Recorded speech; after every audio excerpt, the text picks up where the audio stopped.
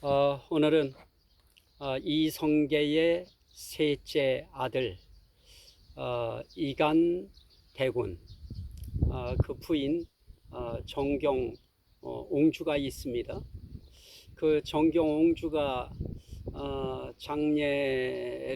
정경 옹주 장례를 치를 때 그때 상역군들이 이 앞으로 지나려고 할 때에 그때 상역군들의 발이 붙었다고 합니다. 그래서 아무래도 이곳에 묻히기를 원하는 것 같다 하는 그런 마음을 가졌기에 그래서 그들의 발이 여기에 붙은 것이 아닌가. 그래서 이간대군과 정경옹주를 합장하기 위하여 이곳을 지나가던 그런 상황 속에서 이곳에 이제 장사를 지냈다 하는 이제 그런 이제 전설이 지금 전해져 내려오고 있는 바로 그런 장소에서 오늘 제가 지나가다가 참 이곳에서 강의하는 이 말씀 내용을 목사로서 전하는 것도 큰 의미가 있겠다 하는 그런 생각이 들었습니다. 그래서 전혀 영상 촬영할 수 있는 삼각대도 준비가 되지 않았고 준비되지 아니한 상태에서 이곳을 지나가면 언제 이곳에 다시 올 수 있을까 상당히 마음에 번민이 컸습니다. 그래서 어쨌든 영상을 담아야 되겠다고 하는 그 마음으로 정말 누가 보면 무서울 정도의 그런 이제 상황 속에서 지금 영상을 찍고 있습니다. 어쨌든 저는 이 600년 된 느티나무인데요. 소원을 이제 소원의 느티나무 이제 이런 여기에 명칭을 붙인 것을 봤습니다. 어쨌든 저는 여기서 여러분들과 함께 또 이 시간 마가복음 통째로 먹기라고 하는 그런 주제를 가지고 오늘 함께 말씀을 나누도록 하겠습니다. 마가복음 1장 1절에 분명히 그렇게 말씀합니다. 하나님의 아들 예수 그리스도의 복음의 시작이라 이렇게 말씀합니다. 마가복음이 무엇이냐에 대한 이것은 서론이면서 아예 결론을 내려준 그런 말씀과 똑같습니다. 하나님의 아들 예수 그리스도의 복음의 시작이라. 저는 이 복음의 시작을 오늘 이 말씀을 통해서 한 두 가지 정도의 내용을 우리가 볼 수 있는데요. 하나는 바로 선지자 이사야의 글에 이렇게 선지자 이사야의 글에 기록된 그 말씀을 가지고 지금 이 부분을 풀어나가는 그런 내용을 볼 수 있습니다. 그 내용은 바로 이런 부분입니다. 만군의 여호와가 이르노라. 보라, 내가 내 사자를 보내리니 그가 내 앞에서 길을 준비할 것이요. 너희가 구하는 바 주가 갑자기 그의 성전에 임하시리니 곧 너희가 사모하는 바 언약의 사자가 임하실 것이라 라고 했습니다. 자, 이 말씀을 마가복음에서 인용할 때는 이렇게 인용합니다. 보라, 내가 내 사자를 네 앞에 보내노니 그가 네 길을 준비하리라. 광야에 외치는 자의 소리가 있어 이르되 너희는 주의 길을 준비하라. 그의 오실 길을 곧게 하라. 이렇게 이 말씀을 풀어나가고 있습니다. 여기에 내가 내 사자를 보내리니 라고 표현할 때 그 사자는 선지자 엘리야를 말씀하는 것을 볼 수 있습니다. 말라기서 4장 5절을 참조하시면 될 것 같습니다. 그런데 신약에서는 이 엘리야가 누구냐라고 할 때 엘리야의 심정으로 온 자가 바로 세례 요한이다. 그렇게 마가복음 9장 11절로 13절 말씀에 그렇게 풀이를 하고 있습니다. 자, 마가복음 9장 11절 말씀에 보면 이에 예수께 묻자와 이르되 어찌하여 서기관들이 엘리야가 먼저 와야 하리라 하나이까. 그러니까 예수님이 말씀합니다. 이르시되 엘리야가 과연 먼저 와서 모든 것을 회복하거니와 어찌 인자에 대하여 기록하기를 많은 고난을 받고 멸시를 당하리라 하였느냐. 그러나 내가 너희에게 이르노니 엘리야가 왔으되 기록된 바와 같이 사람들이 함부로 대우하였느니라. 그럽니다. 엘리야가 과연 먼저 와서 모든 것을 회복하거니와 라고 했던 그 엘리야가 누구인가? 그 엘리야는 다른 이가 아니고 바로 세례 요한이다 하는 것입니다. 또 마태복음 11장에서 봅니다. 마태복음 11장 14절 말씀. 마태복음 11장 14절 말씀입니다. 만일 너희가 즐겨 받을진대 오리라 한 엘리야가 곧 이 사람이니라. 귀 있는 자는 들을지어다 라고 하면서 이 사람이 누구냐? 모든 선지자와 율법이 예언한 것은 요한까지니 라고 하면서 12절에서는 세례 요한을 이야기하고 있습니다. 자, 여기서 우리가 볼 수 있는 것은 결국 또 한 절을 통해서 또 한번 우리가 확인할 건데요. 자, 마태복음 17장 10절부터 13절 말씀에 또 역시 마찬가지입니다. 12절에 11절이죠. 엘리야가 과연 먼저 와서 모든 일을 회복하리라. 내가 너희에게 말하노니 엘리야가 이미 왔으되 사람들이 알지 못하고 임의로 대우하였도다. 인자도 이와 같이 그들에게 고난을 받으리라 하시니 그제서야 제자들이 예수께서 말씀하신 것이 세례 요한인 줄을 깨달으니라. 그럽니다.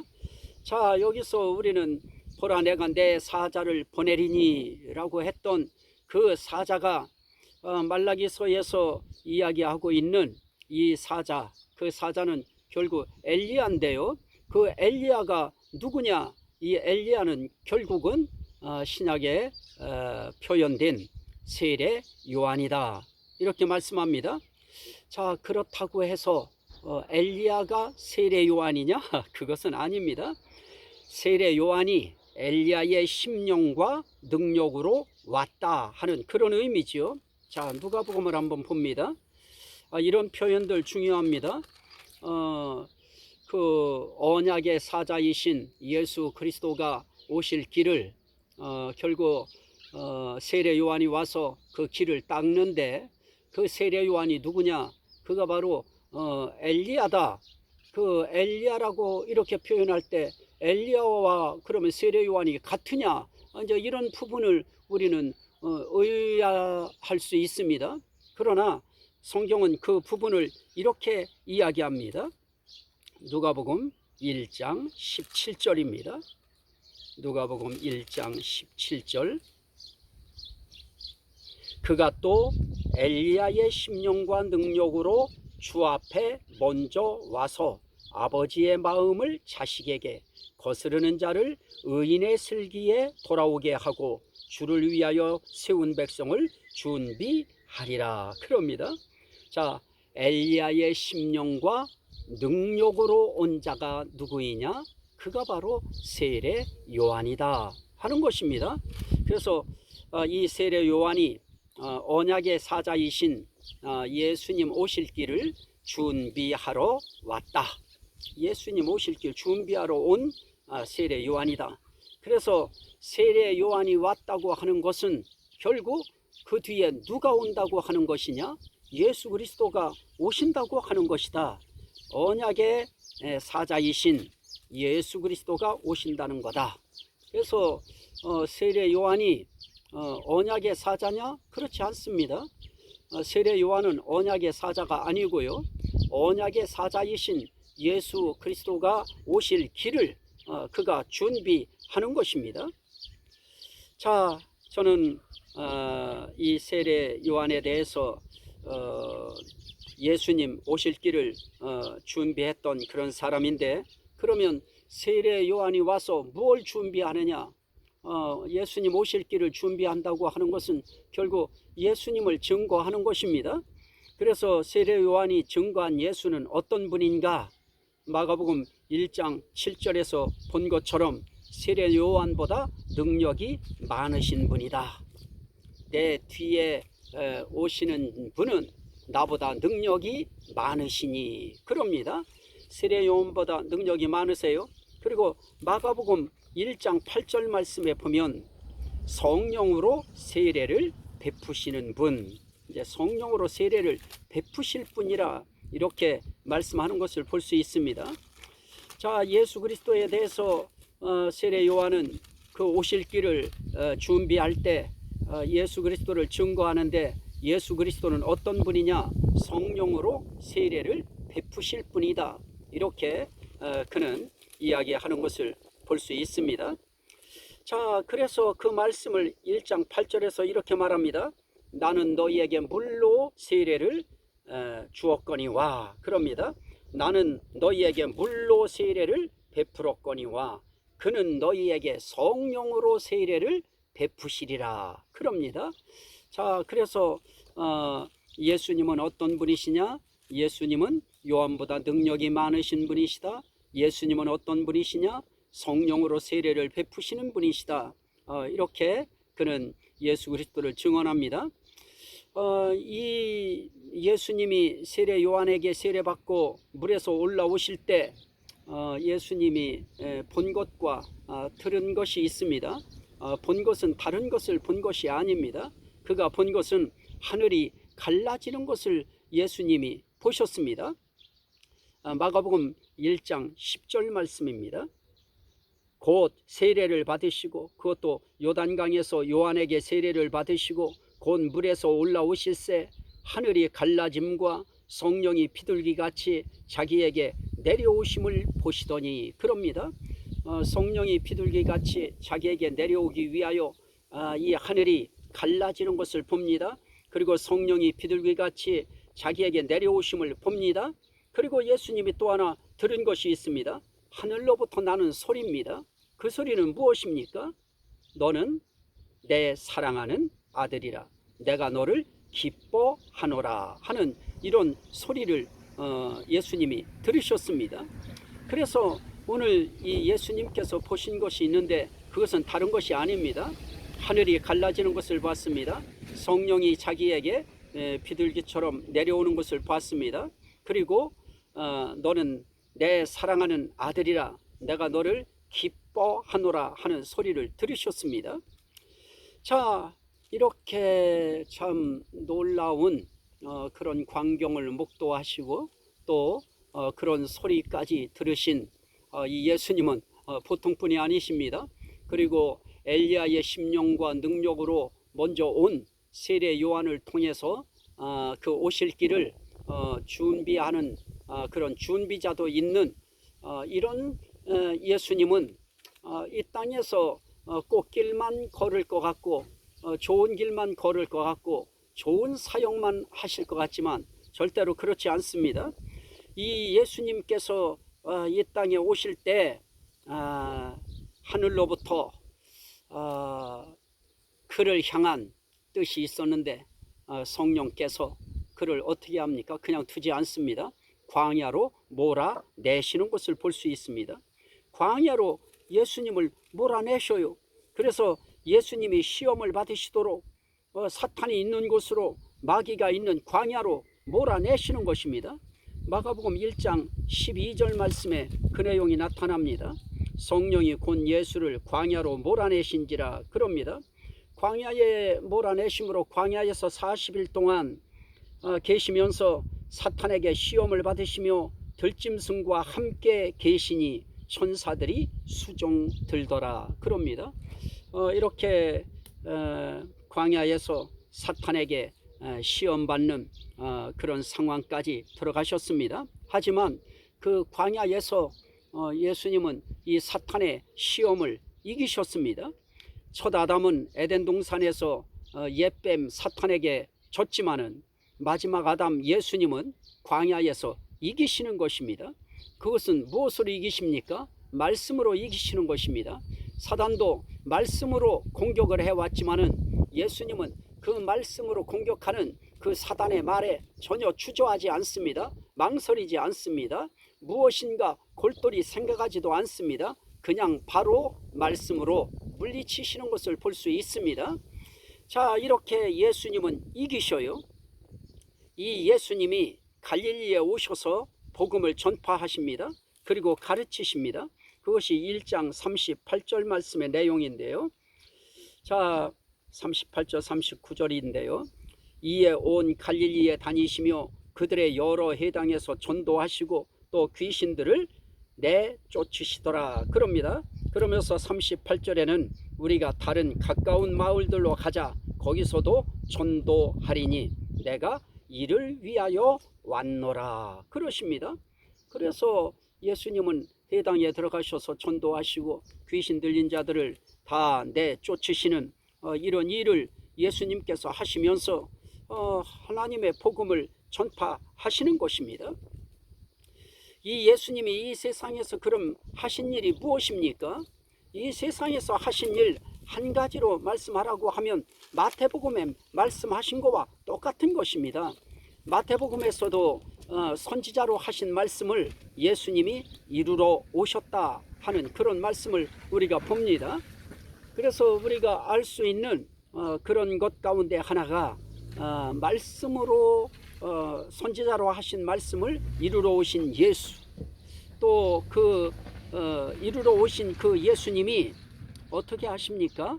오늘 말씀 내용을 보면은 마가복음 14장 49절 말씀입니다. 49절 말씀에 내가 날마다 너희와 함께 성전에 있으면서 가르쳤으되 너희가 나를 잡지 아니하였도다. 그러나 이는 성경을 이루려 함이니라 그럽니다. 자, 예수 그리스도 그분에게 일어나는 그런 일들 하나하나가 이 땅에 태어나시는 것부터 또 애굽으로 피신하시는 것부터 또 다시 갈릴리에 와서 사시는 것부터 또 가버나움에 가서 사시는 것, 이런 일련의 모든 내용들 하나하나도 다 선지자로 하신 말씀을 이루는 것입니다.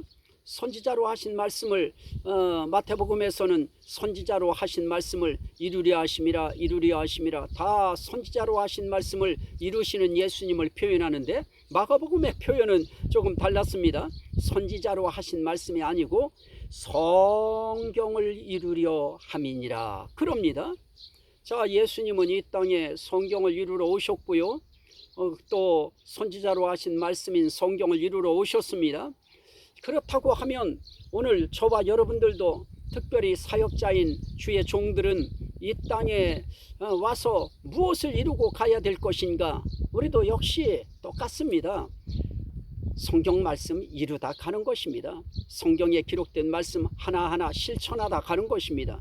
예수님이 하신 말씀 하나하나 실천하면서 이루는 삶을 살다가 가는 것입니다. 이렇게 성경을 이루는 삶을 예수님이 사셨듯이 예수 그리스도의 몸인 교회인 우리 각자 한 사람 한 사람도 역시 성경을 이루는 삶을 살다가 가는 것입니다. 우리가 이룬다고 하는 것은 결국 실천하는 이름인 것입니다. 자, 또 우리가 여기서 볼 수 있는 것은 자, 예수님이 그러면 성경을 이루러 오셨는데 성경을 이루러 오신 그 대표적인 일이 무엇일까? 저는 그것을 마가복음 10장에서 봤습니다. 마가복음 10장입니다. 45절입니다. 마가복음 10장 45절. 인자가 온 것은 섬김을 받으려 함이 아니라 도리어 섬기려 하고 자기 목숨을 많은 사람의 대속물로 주려 함이니라 그럽니다. 예수 그리스도가 이 땅에 오신 것은 왜 오셨는가? 섬김 받으러 오신 것이 아니고 도리어 섬기려 하고 자기 목숨을 많은 사람의 대속물로 주시기 위하여 오셨다 하는 것입니다. 이것을 우리가 놓쳐버리면 안 됩니다. 이 마가복음을 통해서 우리가 반드시 전하고 반드시 찝어야 될 말씀이 있다고 하면 예수님이 이 땅에 왜 오셨는가? 예수님 오신 이유는 대속물로 자기 목숨을 주시기 위하여 오셨다. 그래서 우리 한 사람 한 사람을 위하여 대속물이 되셨다. 그렇다고 하면 예수님이 이 땅에 오셔서 고난을 당하시고 십자가에 달려 돌아가시고 부활하시고 승천하시고 재림하시는 이 일련의 모든 사건 가운데에 예수님이 이 땅에 오신 사건은 우리의 대속물이 되기 위하여 그 과정을 밟으신 것이다 하는 것입니다. 자, 그러면 우리는 주님은 우리를 위해서 대속물이 되셨지만 우리는 그럼 어떻게 살아야 될 것인가? 그 부분에 대해서는 이제 앞으로 또 이제 후반전에서 말씀을 드리겠고요. 자, 어쨌든 예수님이 오셔서 가르치신 것이 무엇이냐? 바로 이 대속물에 대한 내용인 것입니다. 마가복음 8장의 말씀을 봅니다. 마가복음 8장 말씀에서도 이야기하는 것은 31절입니다. 31절 말씀에 보니까 인자가 많은 고난을 받고 장로들과 대제사장들과 서기관들에게 버림받아 죽임을 당하고 사흘 만에 살아날 것을 비로소 그들에게 가르치시되, 그럽니다. 결국 예수 그리스도께서 버림당하시고 죽임을 당하시고 사흘 만에 살아나신다. 결국 이 사건도 결국은 다른 것이 아닙니다. 대속물이 되시는 그 사건을 이야기하시는 것입니다. 또 마가복음 9장 말씀입니다. 30절 32절인데요. 마가복음 9장 30절 32절에 특별히 31절에 보면 이는 제자들을 가르치시며 또 인자가 사람들의 손에 넘겨져 죽임을 당하고 죽은 지 3일 만에 살아나리라는 것을 말씀하셨기 때문이더라. 그럽니다. 자, 여기서도 인자가 무엇을 합니까? 사람들의 손에 넘겨져 죽임을 당하고 죽은 지 3일 만에 살아나신다 하는 이런 사실을 말씀하신 것, 그것 때문에 갈릴리 가운데로 예수님이 지나가셔도 예수님에게 아무것도 예수님께서 사람들에게 알리고자 아니하셨다 하는 것입니다. 결국 제자들을 가르치시면서 나는 사람들의 손에 버려져서 나는 죽을 것이다. 하지만 나는 사흘 만에 다시 살아날 것이다. 결국 그거 말씀하시는 것입니다. 그거 전하시는 것입니다. 자, 그러면서 또 그것을 또 다른 편으로 말씀을 하시는데 마가복음 12장 10절부터 11절입니다. 마가복음 12장 10절에 보면 너희가 성경에 건축자들이 버린 돌이 모퉁이의 머릿돌이 되었나니 이것은 주로 말미암아 된 것이요 우리 눈에 놀랍도다 함을 읽어보지도 못하였느냐. 그러면서 결국 이것은 상속자의 죽음에 대한 포도원을 만들고 망대를 짓고 농부들에게 주인이 세를 주고 타국에 갔다가 돌아올 그런 상황에 그런 이제 마음을 가지고 이제 가고 있는 이제 아들을 죽여요. 종들이 잡아서 심히 때리고 거저 보내었거늘 또 다른 종을 보내니 그의 머리에 상처를 내고 능욕해요. 또 다른 종을 보내니 그들이 그를 죽이고 또 그 외 많은 종들도 더러는 때리고 더러는 죽인지라 그래요. 자, 이렇게 농부들에게 포도원 소출 얼마를 받으려고 새 주고 간 포도원에 종들을 주인이 보냈지만은 오히려 그 주인이 보낸 종들을 다 죽여요. 그들을 핍박해요. 그들에게 참 곤욕을 치르게 만들어요. 이런 과정 속에 있는데 이제 하나 남은 아들이 있어요. 사랑하는 아들이 있는데 어떻게 합니까? 최후로 그를 보내며 이르되 내 아들은 존대하리라. 그렇게 생각하고 내 아들은 존대하겠지 하고 그 주인이 보냅니다. 그랬더니 그 농부들이 말해요. 이는 상속자니 자 죽이자. 그러면 그 유산이 우리 것이 되리라 하고 이에 잡아 죽여 포도원 밖에 내 던졌느니라. 그럽니다.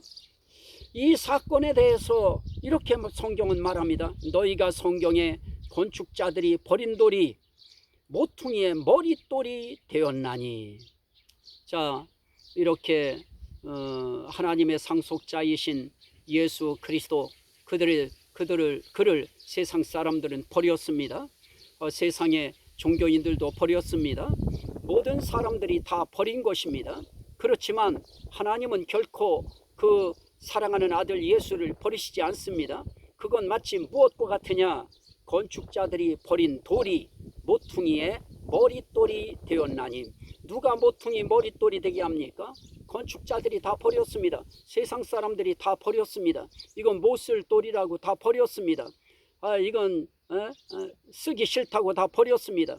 그러나 이는 주로 말미암아 된 것이요 그럽니다. 모퉁이의 머릿돌이 되게 하시는 주님이 예수 그리스도를 모퉁이의 머릿돌이 되게 하십니다. 자, 예수님은 이렇게 세상에서 버림당하고 또 세상 사람들에게 버림당합니다. 모든 사람들이 다 버렸습니다. 그건 마치 건축자들이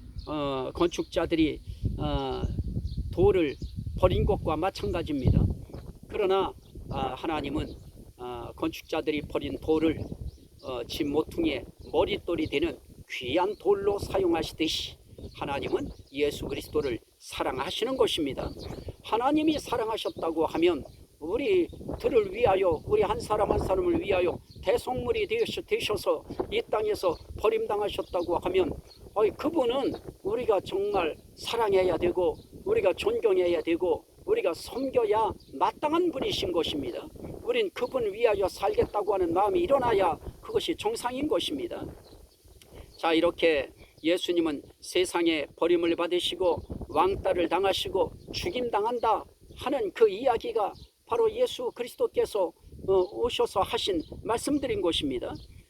예수님은 이렇게 심지어 제자들에게도 버림당해요. 마가복음 14장 27절 말씀입니다. 예수께서 제자들에게 이르시되 너희가 다 나를 버리리라.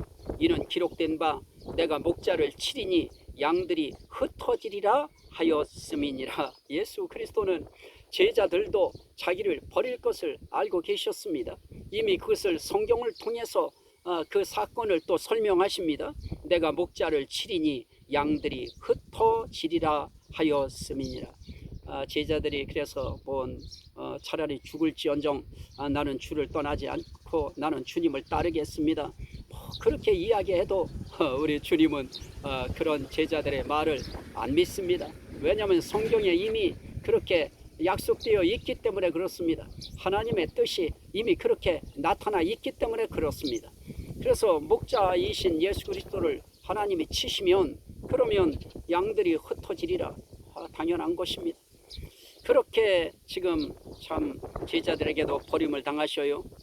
자, 그런데 이렇게 버림당하시고 죽임당하시고 할 그러한 예수 그리스도의 죽음을 위하여 장례 준비를 한 여자가 있습니다. 그래서 예수님의 몸에 향유를 붓습니다. 마가복음 14장 27절.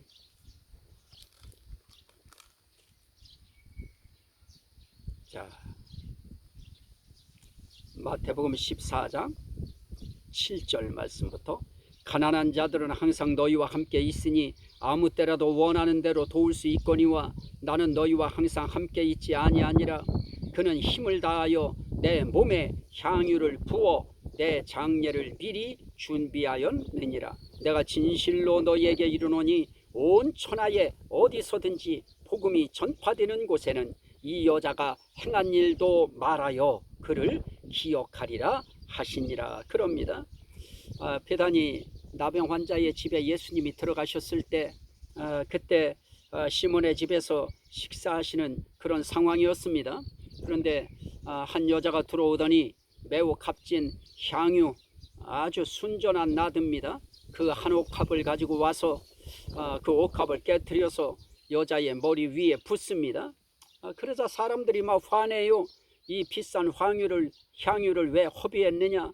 300데나리온 이상을 받을 수 있고 그거 팔면 가난한 사람들에게 줄 수도 있었는데 어째서 그거 깨뜨려서 허비했느냐고 그렇게 그 여인을 제자들이 다 책망합니다. 그때 예수 그리스도께서 말씀합니다. 이 여자는 힘을 다하여 내 몸에 향유를 부어 내 장례를 준비하였느니라. 대속물로 이 땅에 오신 죽음을 당하러 이 땅에 오신 그 예수님을 위하여 장례를 준비하는 사건을 펼칩니다. 이게 복음인 것입니다. 예수의 대속물 되시는 죽음을 위한 그 장례 준비를 하나님께서는 이 여인을 통하여 시키시는 것입니다. 자, 이 여인이 이게 예수님 몸에 내가 향유 부었다고, 이게 예수님 장례를 위하여 향유 부은 것이다, 그거 알았겠습니까? 그냥 그렇지 않을 것입니다. 그에 대한 사랑의 마음, 그것으로 그에게 고마움과 감사를 표현한 것이었을 것입니다. 하지만 하나님은 그 모든 것을 통해서 어떻게 하십니까? 하나님은 이 모든 것을 통해서 장례를 치르는 것으로, 그걸 위하여 준비한 것으로 그렇게 보신 것입니다. 자, 또 두 번째 볼 수 있는 것은 마가복음 14장의 32절부터 42절 말씀까지에 있는 마지막 유월절 만찬에 대한 그런 내용인 겁니다. 여기서 언약의 피에 대한 내용을 합니다. 이제 우리도 이제 이런 거 해봤습니다만은 성찬식을 하는 그런 내용인데요. 22절부터 나타납니다. 이것을 받으라 그러면서 이건 내 몸이다 그러면서 잔을 가지사 감사기도 하시고 그들에게 주시더니 이를 마시매 그때 말합니다. 이것은 많은 사람을 위하여 흘리는 바 나의 피 곧 언약의 피니라, 이렇게 말씀하는 것을 볼 수 있습니다. 자, 여기서도 우리가 볼 수 있는 것이 무엇입니까? 예수님의 죽음에 대한 것을 지금 그 베다니 시몬의 집에 들어가서 식사를 하시고요. 식사하는 사건 속에 향유를 붓는 미리 대속물이 되는 그 과정에 장례를 위하여 준비하는 그 사건을 복음으로 담으시고요. 또 두 번째로는 마지막 유월절 만찬에 예수 그리스도께서 함께 하시는 그런 내용이 나타나면서 이게 내 몸이다, 떡을 떼어 주시면서 이게 내 몸이다, 그리고 포도주를 나누어 주시면서 이게 내 피다, 이거는 그냥 피가 아니고 언약의 피다, 약속의 피다, 이렇게 말씀하는 그 내용도 결국은 예수 그리스도의 대속물이 되는 그 과정의 사건을 말씀하는 겁니다. 자, 그리고 세 번째로는 겟세마네 순종의 결단을 하시는 내용이 마가복음 14장 32절 내용이 나타나는데요. 이때 예수님께서 겟세마네 동산에서 결단하는 그 순종의 기도는 무엇입니까? 내 마음이 심히 고민하여 죽게 되었으니 너희는 여기 머물러 깨어 있으라 하시고 조금 나아가사 땅에 엎드려 될 수 있는 대로 이때가 자기에게서 지나가기를 구하여 이르시되 아빠 아버지여, 아버지께는 모든 것이 가능하오니 이 잔을 내게서 옮기시옵소서. 그러나 나의 원대로 마시옵고 아버지의 원대로 하옵소서. 그럽니다. 자, 여기서 우리가 볼 수 있는 것이 무엇입니까? 예수 그리스도께서 자기의 이 대속물이 되어야 하는 이 죽음의 그 사건 앞에서 먼저 하나님 앞에 육신적으로 인간으로서는 이 힘든 고난의 때를 면하고 싶은 육신의 생각이 작용하는 것 당연합니다. 인간이기에 그러하실 것입니다. 그러나 예수 그리스도께서는 반드시 그렇게 말씀합니다. 이 잔을 내게서 옮기시옵소서. 아버지는 모든 것이 가능하십니다. 이 잔을 옮기실 수도 있습니다. 하지만 어떻습니까? 그러나 나의 원대로 마옵시고 아버지의 원대로 하옵소서. 그럽니다. 이게 겟세마네 기도의 결단인데요. 순종을 결단하는 것입니다. 나의 원대로 마시고 아버지의 원대로 되기를 원합니다. 그것입니다. 내 원대로 마옵시고 아버지의 원대로 하옵소서. 나는 따르겠나이다. 그 의미인 것입니다. 결국 순종하시는 것입니다. 자, 죽음 앞에 이 기도가 필요한 것입니다. 왜냐하면 자기 자신의 결단이 있어야 되기 때문에 그렇습니다. 대속물이 되어지는 그 과정도 자기 자신이 결단을 해야 됩니다. 그 결단을 할 때 아버지의 원대로 하옵소서 그럽니다. 오늘 우리는 이 땅에서 기도할 때에 우리는 내 원대로 하옵소서 하고 나의 원과 소원을 하나님 앞에 쭉 나열해 놓습니다. 그리고 이것도 해주세요, 저것도 해주세요, 이것도 해주세요. 하나님이시면 다 할 수 있잖아요. 거기까지는 가능하오니 하고 예수님처럼 다 할 수 있사오니 이거 해주세요 하고 소원 아릴 수 있습니다. 하지만 그렇게 해서 이루어지지 아니하면 나 하나님 안 믿겠습니다, 나 하나님 의심합니다, 나 하나님 인정 안 합니다, 이렇게 깡을 부리면 안 됩니다. 오히려 어떻게 해야 됩니까? 아버지의 원대로 하옵소서. 나의 원은 이러한 것입니다. 하지만 아버지의 원대로 하옵소서.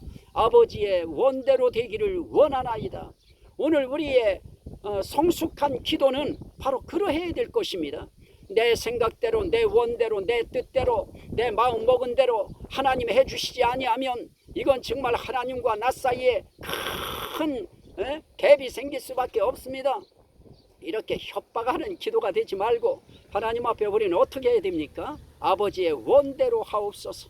아버지의 뜻대로 하옵소서. 아버지의 원대로 되기를 원하나이다. 우리가 이런 자세를 가지고 우리가 기도의 삶도 우리는 살아가야 될 것입니다. 또 하나는 이렇게 순종을 결단하는데 급기야 어떻게 되어집니까? 마가복음 15장 33절 말씀 보면 이제 예수 그리스도께서 버림당하시는 그런 내용이 나타납니다. 결국 제자들이 버렸고요, 백성들이 버렸고요, 그리고 마지막 재판을 하는 그러한 이제 빌라도 총독도 버리는 것입니다. 그래서 바라바는 놓아주고 예수는 채찍질하고 십자가에 못 박히게 넘겨주니라 그럽니다.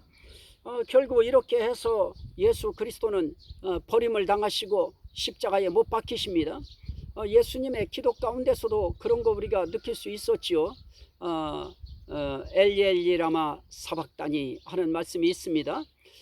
나의 하나님 나의 하나님 어찌하여 나를 버리셨나이까 라고 하는 말씀인데요. 결국 세상에 버림을 당하시고 급기야 아버지께까지 버림당하시는, 그래서 철저하게 예수 그리스도는 버림을 당하시는 것입니다. 그래서 십자가에 달려 결국 죽임을 당하십니다.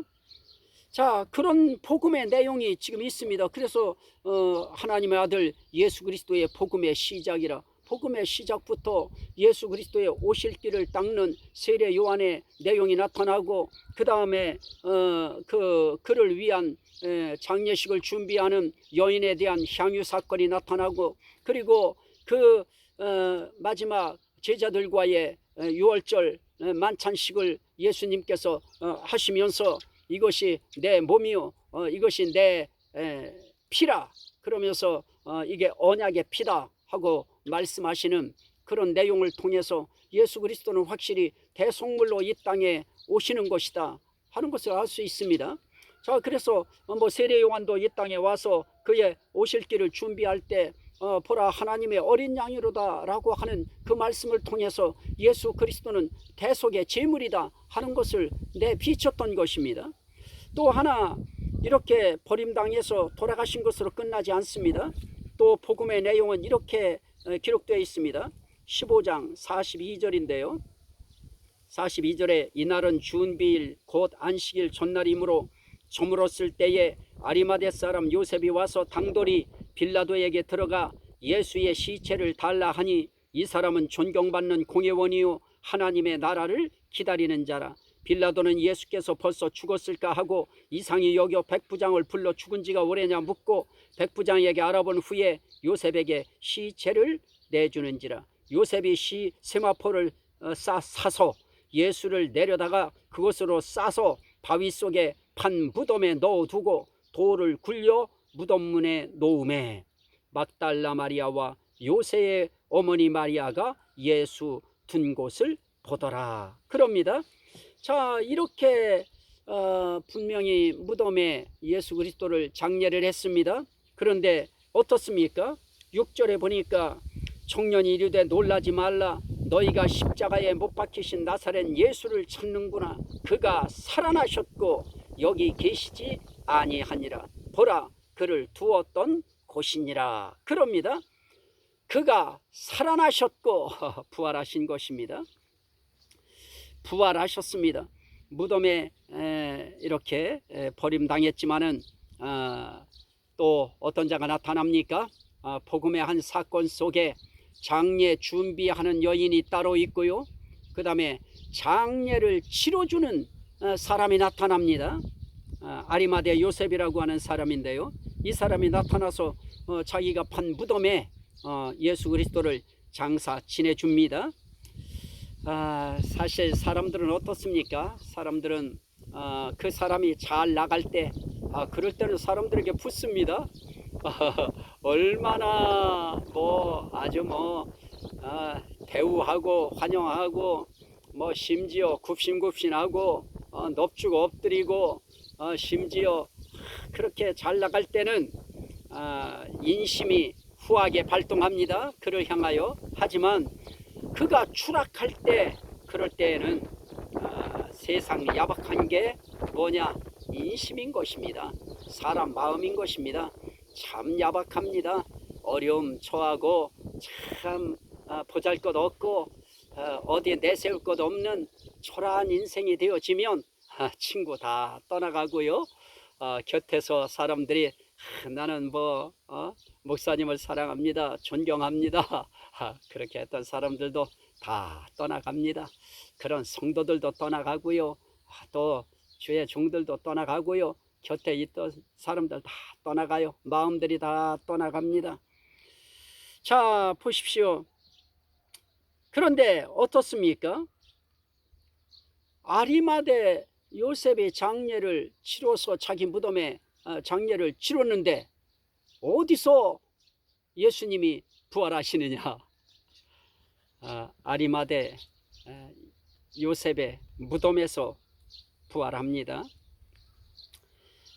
참 이 사람이 어쨌든 이런 참 하나님의 나라를 기다리는 아리마대 요셉 같은 이런 공회원, 사람에게 존경받는 이런 사람이 당대에 용기도 있고 예수님의 시체를 거둘 수 있는 용기 있는 마음을 가졌다고 하는 것도 훌륭하고요. 사람들에게 존경받는 사람이라고 하는 것도 아주 훌륭한 일이었지만은 하나님의 나라를 기다리는 자였다고 하는 것이 참 훌륭한 그의 자산이었습니다. 이런 사람 무덤에서 부활합니다. 이 세상에 예수님이 계실 때 예수님이 정말 병든 자를 고치시고 귀신을 쫓아내시고 죽은 자를 살리시고 중병에서 일으키셨을 때 많은 사람들은 그 예수 그리스도와 끝까지 함께하고 싶었을 것입니다. 예수 그리스도 장사 자기가 치르겠다고 호언장담했을 것입니다. 마음으로 다짐한 사람들도 있었을 것입니다. 저 홀로 계신 저렇게 다니시는 저분의 장사는 내가 치러드려야지, 그런 생각도 많이들 했을 것입니다. 하지만 그 예수 그리스도가 십자가에 달려 돌아가시고 죄수의 그 패가 그에게 낙인이 찍히고 이렇게 하는 순간 모든 사람들의 마음에서 예수 그리스도는 죄인이 되어진 것입니다. 멀어지는 것입니다. 그런데 그때 아리마대 요셉이라고 하는 사람이 나타납니다. 제자들도 나타나지 않았던, 사랑하는 제자들도 멀리했던 그 예수 그리스도. 물론 요한은 가까이 가서 네 어머니라고 하는 말도 듣고 그 예수 그리스도의 육신의 어머니를 이제 공경하는 이제 그런 이제 관계에도 예수님이 맺어 주시고 이제 그런 자리까지 갔습니다만은 다른 여타의 제자들은 다 예수님을 버리는 것입니다. 그러나 예수 그리스도의 장례를 치른 그 아리마대 요셉의 무덤에서 예수님이 부활을 하시는 것입니다. 참, 거기서 부활하실 줄 어찌 알았겠습니까?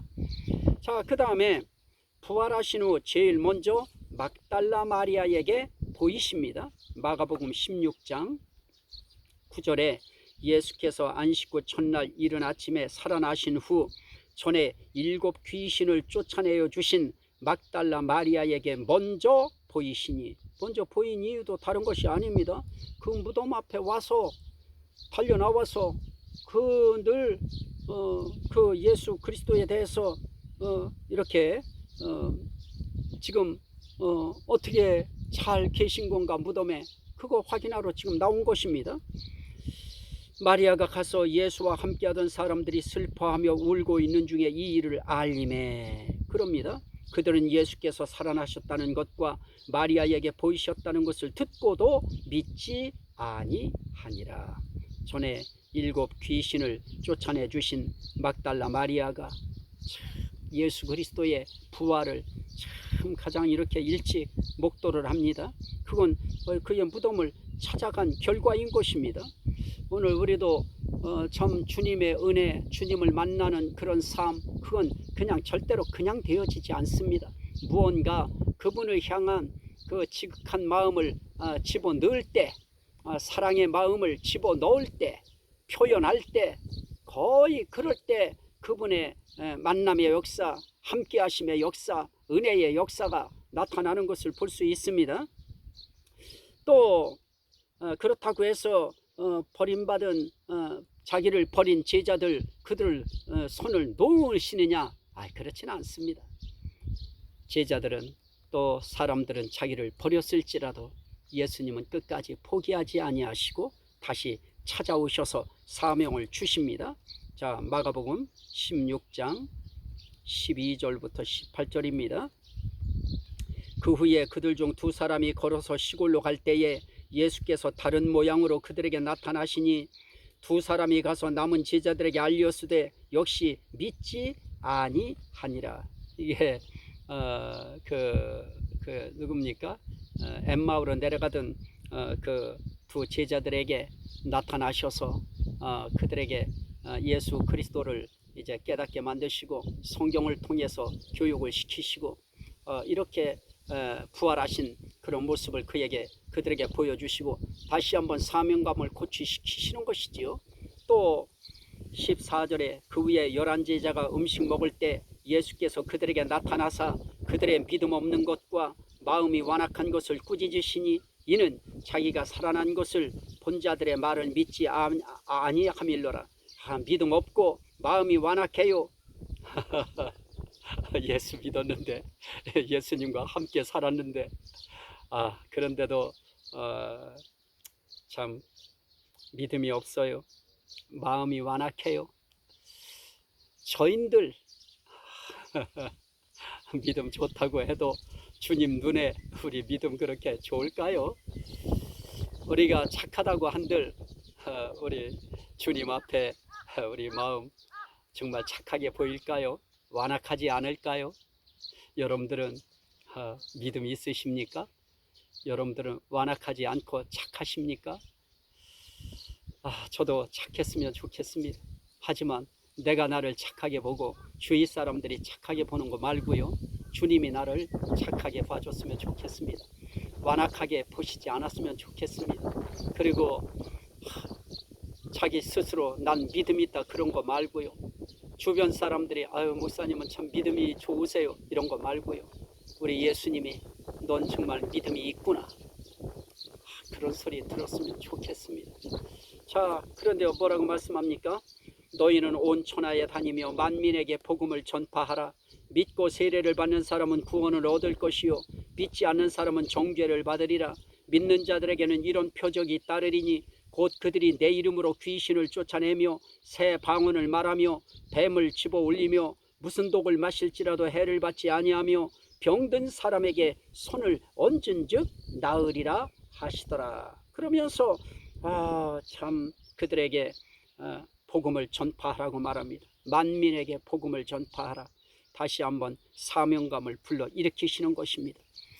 이게 복음인 것입니다. 예수님의 사역의 복음인 것입니다. 또 예수님이 하시는 일이 무엇입니까? 마가복음 16장 19절로 20절입니다. 마가복음 16장 19, 20절. 주 예수께서 말씀을 마치신 후에 하늘로 올려지사 하나님 우편에 앉으시니라.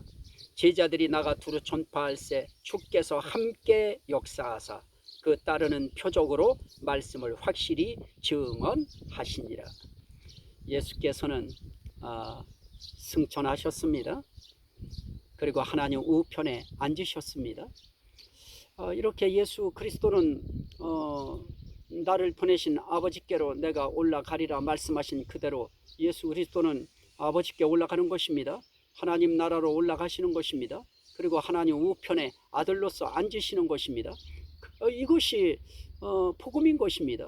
예수 그리스도가 이 땅에 태어나시는 것이 복음이고요. 예수님 오실 길을 준비하는 그 사건도 복음이고요. 예수 그리스도를 위하여 장례를 준비하는 것도 복음이고요. 예수 그리스도께서 그 모든 일을 위하여 만찬을 하시는 것도 복음이고요. 그리고 예수 그리스도께서 마지막 겟세마네 동산에 하나님 앞에서 순종을 결단하시는 것도 복음이고요. 그리고 그분이 모든 사람들에게 버림을 당하고 아버지께도 버림을 당해서 온전히 이제 대속제물이 되어 죽임당하시는 것도 복음이고요. 또 그분이 살아나시는 것도 부활하시는 것도 복음이고요. 그리고 부활하셔서 다시 한번 제자들을 찾아서 사명감을 고취시키시고 사명감을 불러일으키시는 것도 복음이고요. 그리고 예수 그리스도께서 말씀을 마치시고 승천하시는 것도 복음인 것입니다. 그리고 승천하신 후에 일도 무엇입니까? 제자들이 나가 두루 전파할세 주께서 함께 역사하사 그 따르는 표적으로 말씀을 확실히 증언하시니라. 자, 이렇게 예수 그리스도의 말씀 또 그 사건을 믿고 죽으심과 부활하심을 믿고 그리고 나가서 두루 말씀을 전파하고 복음을 전파할 때 주께서 함께 역사하사 그 따르는 표적으로 말씀을 확실히 증언하시니라. 자, 저는 오늘 바로 길가이기 때문에 막 차들도 그냥 왔다 갔다 하고 아마 그 소음이 많이 담겼을 것 같습니다. 하지만 오늘 이 나무가 너무 귀하기에 600년 된 나무라서 느티나무가 이렇게 클 수 있을까요? 이런 나무기에 여러분들한테 한번 눈요기도 시켜드리고 여기서 말씀도 전해야 되겠다 하는 생각으로 오늘 이 자리에서 전하다 보니까 상당히 제 마음이 분주해졌고요, 급해졌고요. 그래서 좀 내용을 좀 더 소상하게 표현했으면 좋았을 텐데 큰 그런 줄기들만 오늘 말씀드렸습니다. 모쪼록 이 말씀이 여러분들의 신앙 인생길에 큰 생명이 되고 구원이 되고 은혜가 되고 복이 되고 능력이 되고 치료가 되고 하나님께 영광이 되시기를 주의 이름으로 축원합니다. 아멘. 오늘 들은 바 이 말씀이 생명이 되고 구원이 되고 은혜가 되고 복이 되고 능력이 되고 치료가 되고 회복이 되고 하나님께 영광이 되게 하옵소서. 예수 그리스도 이름으로 간절히 기도하옵나이다. 아멘. 제가 한번 저 팔로 한번 둘러보겠습니다.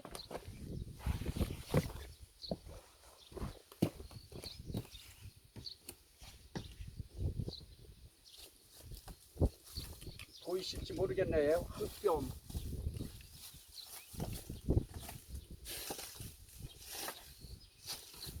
무뼘. 야, 어렵습니다. 어우, 뼈.